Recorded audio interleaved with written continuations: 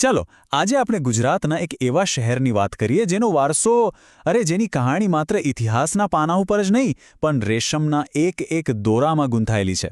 એક એવું શહેર જેણે સદીઓ સુધી ગુજરાત પર રાજ કર્યું અને આજે પણ એની કલા અને સંસ્કૃતિથી આખી દુનિયાને મોહી રહ્યું છે.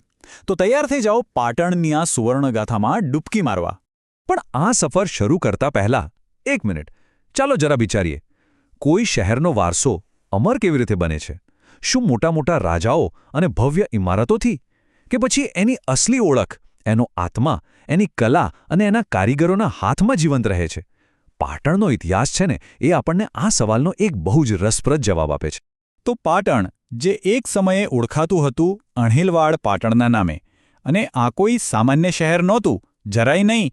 એ મધ્યયુગમાં ગુજરાતનું ધબકતું હૃદય હતું. રાજનીતિ, વેપાર, કલા, સંસ્કૃતિ બધું જ અહીંથી ચાલતું. ગુજરાતના ઇતિહાસના જે સૌથી ગૌરવશાળી પાના છે ને એ અહીં જ લખાયા હતા.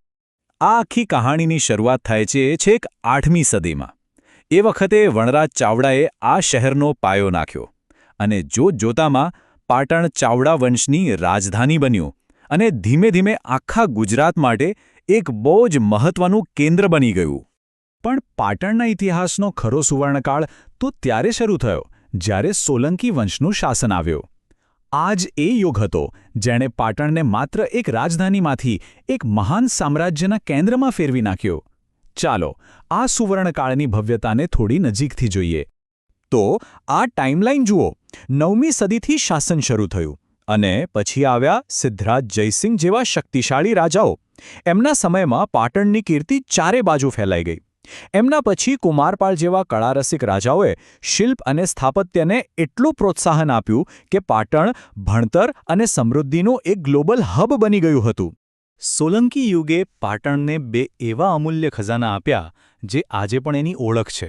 એક, પથ્થરોમાં કંડારેલી એક એવી કવિતા જે ક્યારેય ભૂંસાય નહીં, અને બીજું, રેશમના દોરામાં વણાયેલું એક એવું સપનું જે આજે પણ જીવંત છે. અને આ છે એ પહેલો ખજાનો, રાણી કી વાવ. જુઓ તો ખરા, આ માત્ર એક વાવ નથી, આ તો રાણી ઉદયમતીનો એમના પતિ રાજા ભીમદેવ પહેલા માટેનો પ્રેમ છે, જે પથ્થરોમાં અમર થઈ ગયો છે.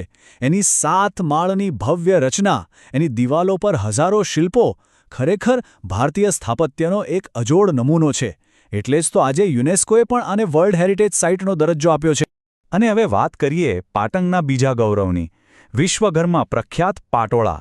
આ કોઈ સાધારણ સાડી નથી હો.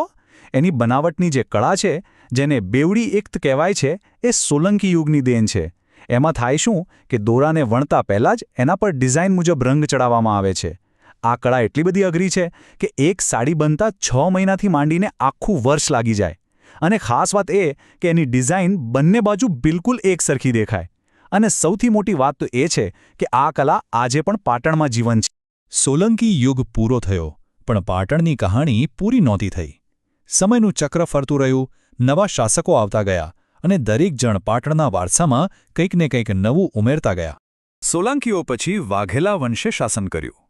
એ પછી દિલ્હી સલ્તનત અને મુઘલો આવ્યા, જેનાથી પાટણની સંસ્કૃતિમાં નવા રંગો ભળ્યા. અને છેલ્લે બ્રિટિશ શાસને આધુનિક યુગનો પાયો નાખ્યો. આટલા બધા ઉતાર ચડાવ આવ્યા, પણ પાટણે પોતાની અસલ ઓળખ ક્યારેય ગુમાવી નહીં. તો સવાલ એ થાય કે આટલા ભવ્ય ભૂતકાળ પછી આજનો પાટણ કેવું છે? શું એનો વારસો હવે ખાલી કિતાબોમાં જ રહી ગયો છે? તો જવાબ છે ના, જરાય નહીં. આજે પાટણ શિક્ષણ અને સંસ્કૃતિનું એક ધબકતું કેન્દ્ર છે. તમે એની ગલીઓમાં ફરો ને તો આજે પણ તમને પાટોળા વણવાના શાળનો ખટખટ અવાજ સંભળાશે. રાણી કી વાવની ભવ્યતા જોવા માટે દેશ-વિદેશથી લોકો આવે છે. આજ તો સાબિતી છે કે પાટણનો વારસો ભૂતકાળ નથી, પણ એક જીવંત, ધબકતો વર્તમાન છે. અને આ વાત આપણને આપણા પહેલા સવાલ પર પાછા લઈ જાય છે.